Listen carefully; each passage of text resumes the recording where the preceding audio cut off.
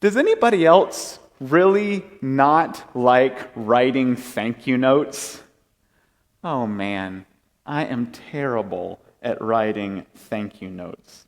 I hate it. I do not like writing thank you notes. It's so hard, and I think one reason why it's so hard for me to write thank you notes is because it was like expected growing up. Like we couldn't play with our birthday presents until we wrote a thank you note for it. And so I think because it was expected, there's this part of me that is afraid that if my thank you note isn't good enough, that somehow I'm not thankful enough. And the person is going to know it, and then I'm not going to get any more gifts in the future. And so I want to write these amazingly sort of specific, profound, beautiful thank you notes. Paradoxically, I want the person receiving the thank you note to think the exact opposite of the truth. Alex sent me this card out of pure, authentic delight. He is beyond thankful. My impulse buy from Tiff's Treats 2 weeks after his birthday changed his life. I'm going to put this thank you card in my scrapbook. And the thing is, it takes a lot of thought and it takes a lot of effort to write a thank you note that is that good. But we all know that, proper gratitude etiquette dictates that thank you notes have to be sent immediately. You get the thing and then the thank you note is supposed to be in the mail, right?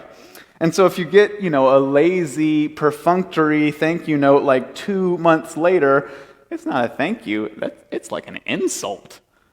Which means the longer you wait to send it, the better the card has to be, which of course ratchets up the pressure and the time that it takes that's required to write the card, making it take longer to send, creating this anxiety-fueled feedback loop. So, back before I had kids, I would eventually write these great thank you notes, but what it basically means now that I have kids and a full-time job is I just don't write thank you notes anymore. And actually, when I receive a thank you note from somebody, instead of happiness, my initial reaction is anger and resentment that is born out of guilt because whoever sent the card is just that much better of a person than I am. The other day, our preschool director, Chris Connolly, sent me a thank you card, and I think I responded by yelling at her and telling her to get out of my office. The point that I'm trying to make, though, is that in our culture, nothing is free. Nothing is sort of pure gift. Your response, your gratitude, your reciprocity is expected.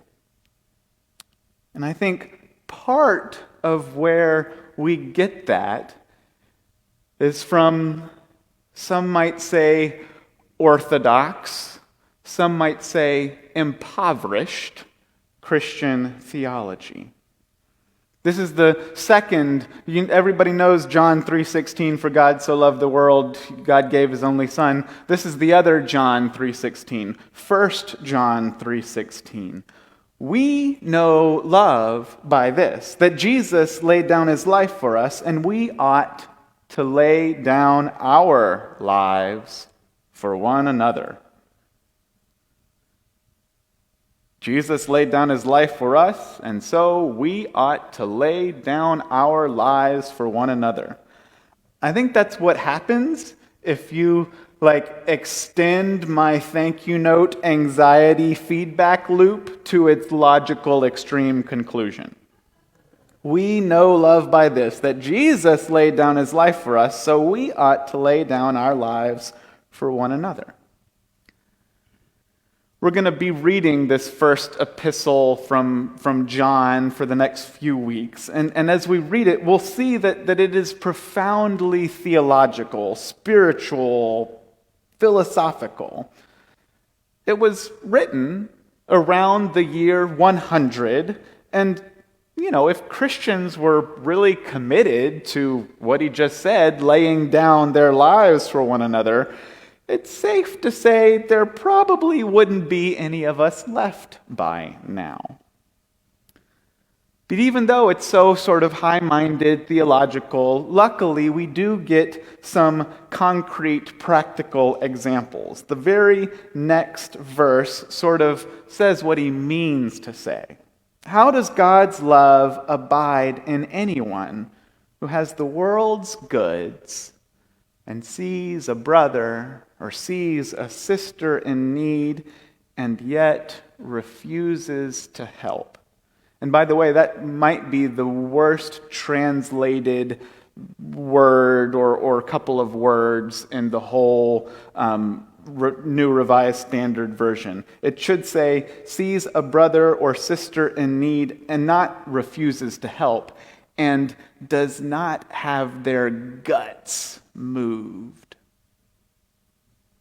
Does not have compassion for them. And then it goes on, little children, let us love not in word or speech, but in truth and action. So literally laying down our lives for one another, not sustainable. But the point is that love is not an emotion. Love is not a word. Love is not something you do with your mouth. Love is something you do. Love is embodied. It's enacted. Love has to be practiced over and over again. Love takes effort, like a true thank you note. Love takes work. How does God's love abide in anyone who has the world's goods, yet sees a sibling in need and refuses to help? Let us love not in word or in speech, but in truth and in action. Come on in, y'all. Welcome. In other words, love quite literally puts its money where its mouth is. So, as far as, a charge and benediction for the sermon, that's a little bit more manageable, right? That's something that you can take with you for the rest of the week. Fast forward to the end of the service, go out into the world, brothers and sisters, may the grace of Jesus Christ, the love of God, the fellowship of the Holy Spirit be with you. And since you do indeed possess the world's goods, when you see a brother or sister in need, do not refuse to help. Boom, you've got your charge, you've got your idea for the week. Maybe not the most original or groundbreaking sermon that you've ever heard, but that's besides the point. Sometimes you just got to play the hits, You have to get back to the basics, back to the bread and butter of Christian discipleship. See someone you need, share your stuff, give your money away. Then you leave here. You see someone in need with a sign, lost job, apartment fire, homeless, 2 kids, anything helps. You roll down your window, you hand them a $20 bill. You've done your Christian duty. Or even better, you see the person is asking for money. You smile at them, you make eye contact, you wave at them, but you don't give them cash because you've watched the news enough to know there's no guarantee their story is true, right? I mean, after all, they could use the money to buy drugs or sort of do something bad. So instead, you offer them a card or a brochure about the Stew Pod or North Dallas Shared Ministries, 2 agencies that we support that specialize in giving people the help that they need, not just sort of enabling them to kind of continue in the state that they're in. Or even better still, you go out and then I was going to say you give them the brochure, but then you go home and then you donate to the Stew Pot. Then you donate to North Dallas Shared Ministries. You give the agency the money, and then you have done your Christian duty. But maybe even better still, you see the person in need, you give them the information about the stew pot, then you go home, you make the donation to the stew pot, then you come back to the church, you organize a mission project, an event to put together manna bags. You know those bags, the Ziploc bags that are filled. They have like a water bottle and some snacks, maybe a McDonald's gift card, some hygiene items, a brochure about the stew pot or North Dallas Shared Ministry. And you get everybody to stock their cars with those manna bags. And then when you drive by the same person again, then you don't just give them a card or a piece of paper. You don't just tell them about an agency that might or might not help. You give them something that will meet that physical need that they have. You see, that's what we've been perfecting as Christians. That is how you take Scripture seriously. That is how we put discipleship into action. Homelessness and poverty certainly looked different in the second century Mediterranean than it does today in the United States.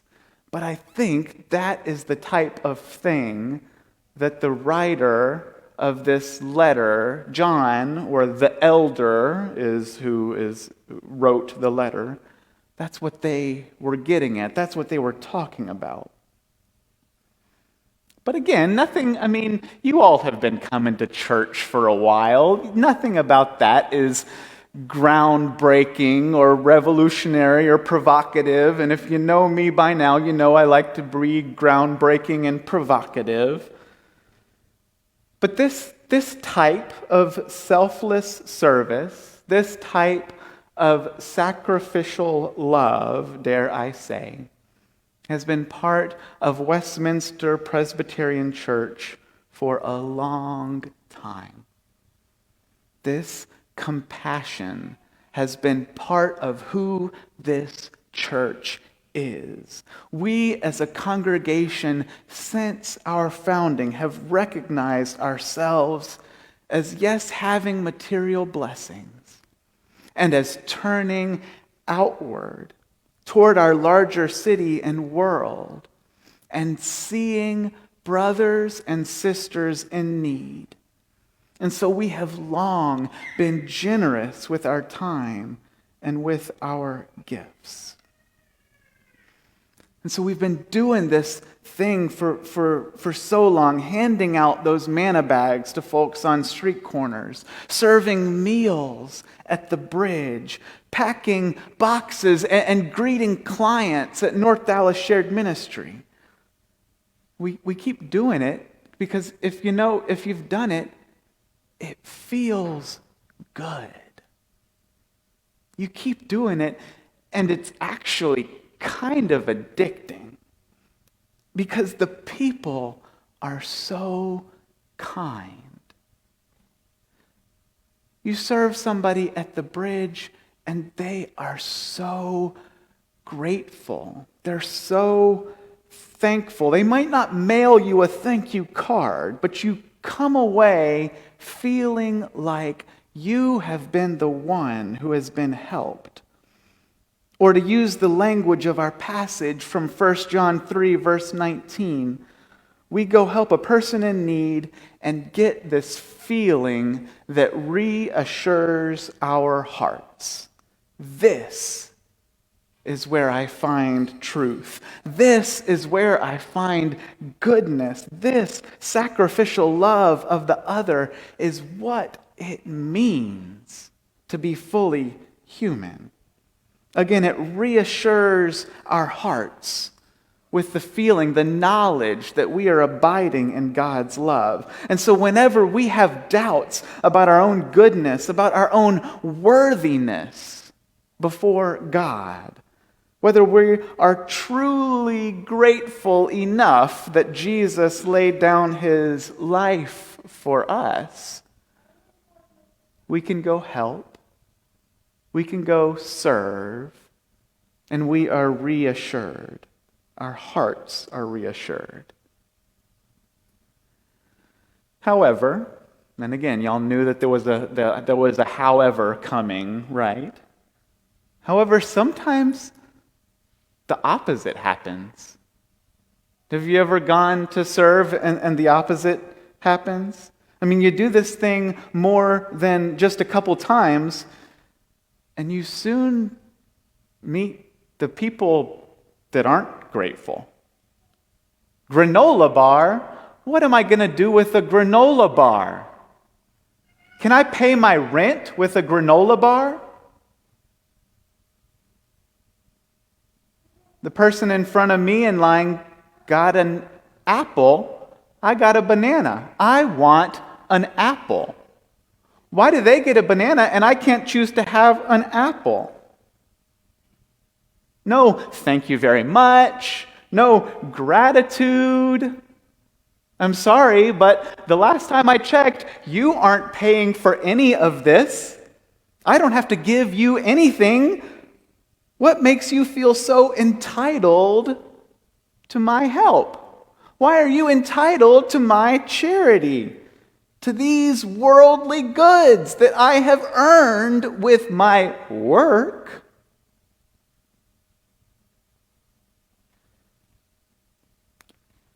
Maybe this is just me, but I've studied a little bit of sociology, I've studied a little bit of economics, and I think what's going on when we do our charity and when we do our service, on some level, is a transaction. We possess not only this generous spirit, we also have these worldly means. We have these worldly goods. We have more than enough. But deep down, we want to know that we abide in God. Deep down, we want to have our hearts reassured. We want to know, to really know that we are abiding in God's love, that God's love dwells in us.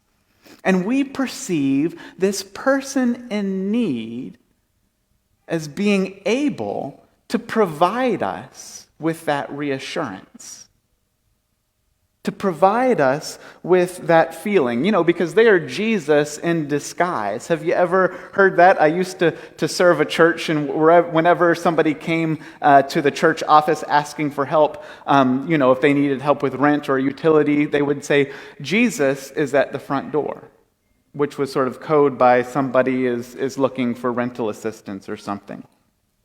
So anyway, we offer our manna bag or our time at the bridge in order to purchase that reassurance, which takes the form of a smile or a thank you, gratitude, a hug. Oh man, have you ever gotten a hug from somebody who you're serving at the bridge? It is the best feeling in the world.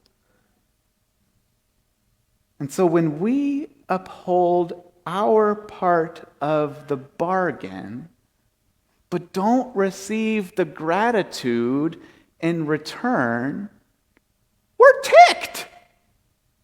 I mean, it's basically the same feeling as getting robbed, getting cheated. We got robbed.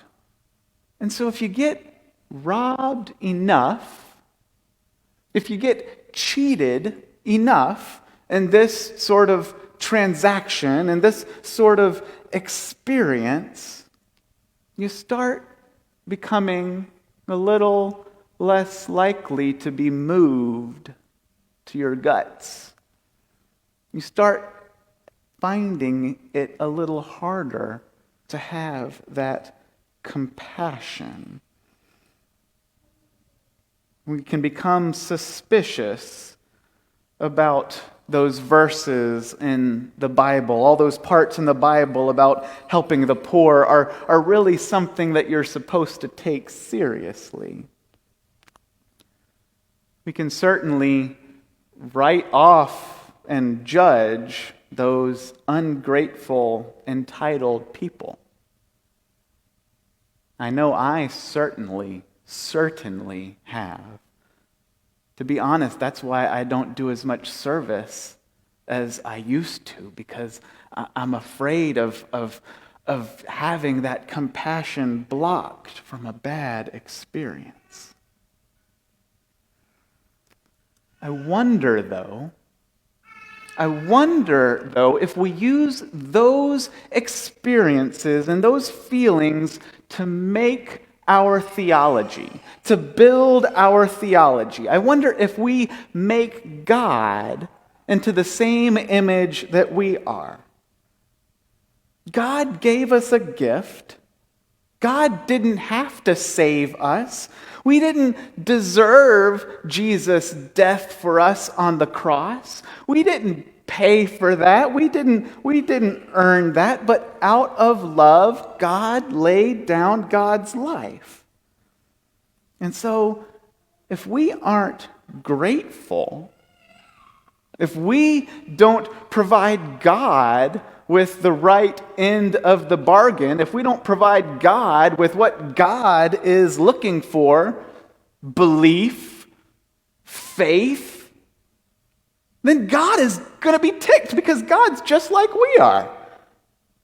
And in the same way that we judge and we write off those people who aren't sufficiently grateful to us, God is going to write off, and God is going to judge, and God is going to condemn those people that didn't respond with their faith, that didn't respond with their belief, that didn't respond with their gratitude. I wonder if that's where we invented hell. I wonder if we projected the own judgment, the own resentment that we carry when we're not met with the sufficient gratitude, if we projected that onto God. I don't know. I'm not gonna give you an answer to that question.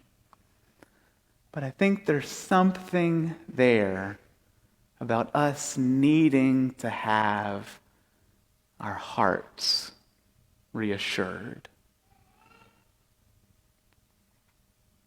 What would it look like if God didn't expect you to respond with the proper faith, with the proper belief, and if you didn't have enough faith or if you didn't have enough belief, you were in danger of God writing you off? What if it were all just pure gift? What if I don't send my aunt that thank you card for that wedding gift from 5 years ago, which by now needs to be like a round trip ticket to Hawaii enclosed, and she still loves me? And I didn't have to worry about the judgment. How would that change my relationship with her? How would that change my relationship with others? How would that change my relationship with somebody who I saw on the street and spit in my face when I gave them a granola bar?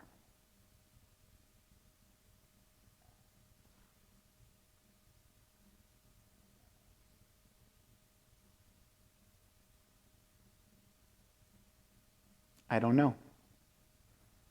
I just put it out there to see if maybe we might be willing to try. Glory be to God the Creator, God the Redeemer, and God the Sustainer. Amen.